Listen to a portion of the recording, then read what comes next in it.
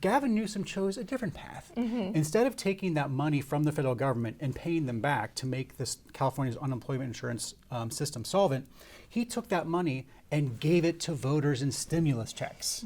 Now this, if you remember, is happening right at the same time that he was being recalled. So essentially he took the money that should have been used to pay off the unemployment insurance debt and use it as a election year bribe to stave off the recall. Now California is $21 billion in debt to the federal government, and like the rest of the nation, the interest rate on that debt keeps rising, and there's really not a plan to solve the problem except for hiking the tax that employers pay for hiring each person. Welcome to The Debrief, where we talk with the Washington Examiner's top journalists about the headlines they're covering and where the story's going next. I'm Sarah Bedford, and I'm here with commentary editor Conn Carroll. Conn, Speaker Johnson has been on a bit of a roller coaster lately, taking a lot of L's, a lot of arrows from other members of his conference, but he just secured a big legislative win this past week. Tell us about that. He did. Well, a lot of people forget this, but when Speaker Johnson first came into office, we're talking the day after he was elected, he said, I want to get Ukraine funding done. Now, he said at the same time, I want to separate it from funding for Israel, but he was upfront about it. He said, I want to get this done.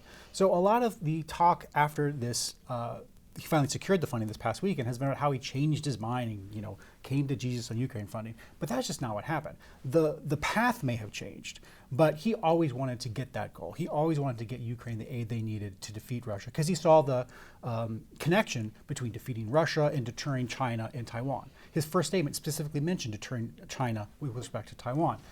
So he did finally accomplish that. A slightly different route than before. He did end up having to connect Israel to the Ukraine aid, and he threw on some anti-TikTok legislation as well. But importantly, he avoided having to do any type of bad border security compromises, which is what President Joe Biden and what Mitch McConnell tried to force him into. Ukraine aid is less and less popular with voters, particularly with Republican voters, and the far right of the House GOP was very upset that this got pushed through with the help of Democrats. Do you think that this is the last Ukraine aid package that we're going to see from Congress? Definitely this presidency, right? Now, with Joe Biden wins elections, we don't know if they're going to have a new House that's Democratic, or if Trump comes into office, and Trump may have some type of, peace deal, he sells it a peace deal. He says he's going to end it in 24 hours. That's his official and position. That ending in 24 hours may include some type of peace deal. So what happens after November? I don't know, but before November, this is the last one. This is the last one. And finally, switching gears a little bit, Governor Gavin Newsom in California has presided over the collapse of the state unemployment insurance program. What's going on there? Why is California struggling so much? Sure. So even before COVID, California had a bit of a problem. They, because it's such a high cost state, they have a higher benefit than most states, but that benefit that they do give, because of the high cost of living, is still way less than most people need to survive. So they already had that structural problem. They weren't taxed enough. Then COVID happened.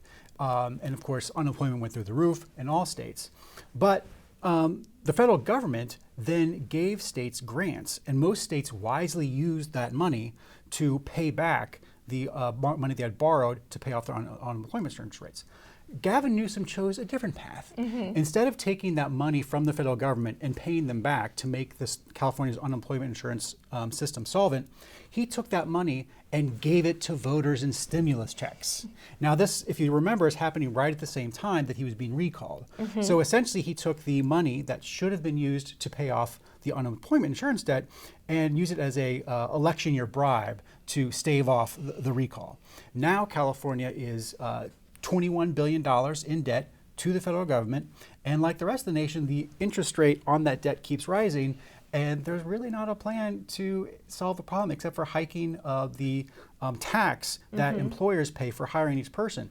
Now, of course, elementary economics, if you tax something, you're going to get less of it. So already you have a problem where California already has the highest unemployment rate in the nation.